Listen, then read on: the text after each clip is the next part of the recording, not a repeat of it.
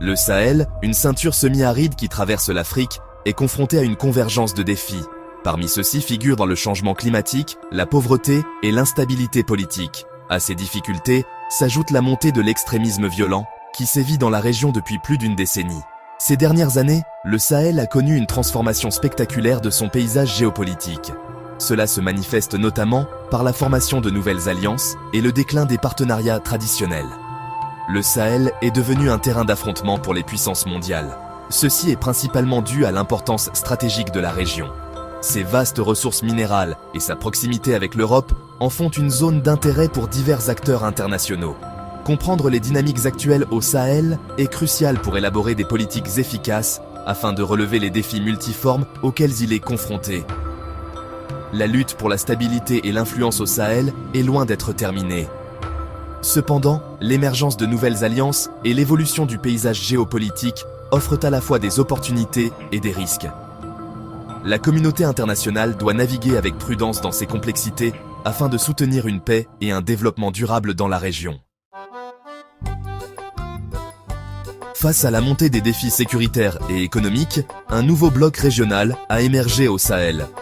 Le Burkina Faso, le Mali et le Niger, frustrés par l'inefficacité perçue des organisations régionales existantes, se sont réunis pour former l'Alliance des États du Sahel, ou AES, en janvier 2024.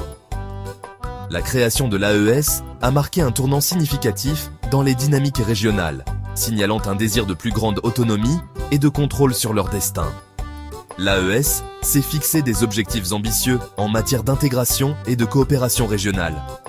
L'un des principaux moteurs de la formation de l'AES a été la menace sécuritaire commune posée par les groupes djihadistes. Ces groupes, liés à Al-Qaïda et à l'État islamique, ont semé le chaos dans la région, exploitant la porosité des frontières et la faiblesse de la gouvernance. Reconnaissant la nécessité d'une action collective, les États membres de l'AES se sont engagés à établir une force militaire conjointe. Cette force vise à mettre en commun les ressources et l'expertise pour lutter plus efficacement contre le terrorisme et la criminalité transnationale. Au-delà de la sécurité, l'AES se concentre également sur le renforcement du développement économique et de l'intégration régionale. Le Sahel a connu un changement notable d'influence extérieure ces dernières années. L'architecture sécuritaire traditionnelle, dominée par la France, s'est affaiblie. Ceci est évident avec le retrait français de ses opérations au Sahel, Serval et Barkhane en 2022 et le déclin subséquent de la présence militaire française. Cela a créé un vide que d'autres acteurs se sont empressés de combler. La Russie, notamment par l'intermédiaire du groupe Wagner, est devenue un acteur de premier plan au Sahel. Le groupe, connu pour ses activités mercenaires, aurait fourni une assistance et une formation militaire à plusieurs pays sahéliens, en particulier le Mali et le Burkina Faso. Cette influence russe croissante a suscité des inquiétudes parmi les puissances occidentales, notamment en raison du bilan controversé du groupe en matière de droits de l'homme et de son potentiel à exacerber les conflits existants. Le retrait militaire américain du Tchad et du Niger en 2024 souligne davantage l'évolution des dynamiques dans la région.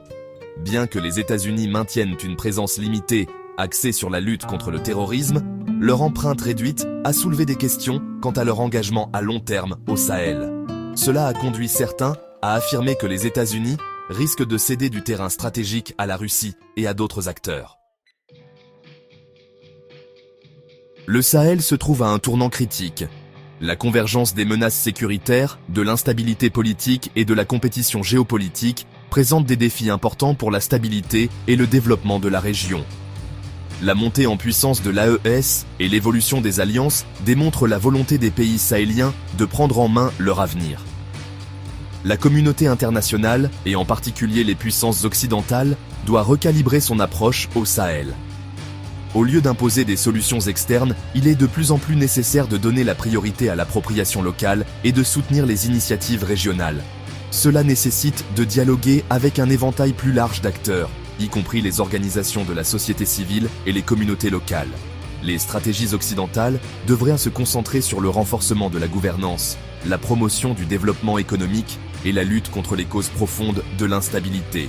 Cela comprend des investissements dans l'éducation, les soins de santé et la création d'emplois. en particulier pour les jeunes, qui sont vulnérables au recrutement par les groupes extrémistes.